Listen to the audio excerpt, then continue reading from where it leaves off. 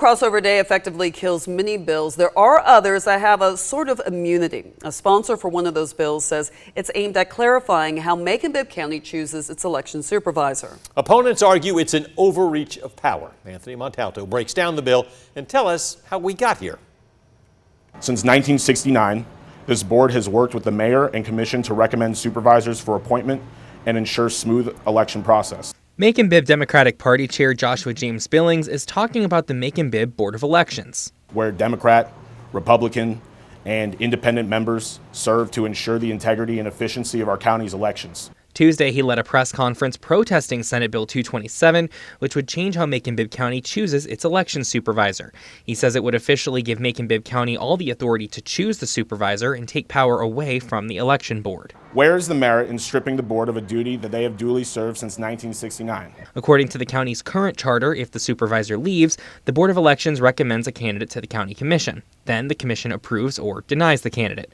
Commissioners denied the board's last recommendation. Since early 2022, Mayor Miller's administration has failed to approve Macon-Bibb's Board of Elections recommendation for supervisor. When commissioners voted down the election board's last candidate, Mayor Miller tried to form his own committee to choose the next supervisor.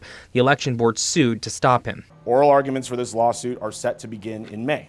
Last month, State Senators John Kennedy and Rick Williams sponsored a bill to resolve the matter. Kennedy's office says the bill would clarify the current process and put a timeline on how long the election board has to recommend a candidate.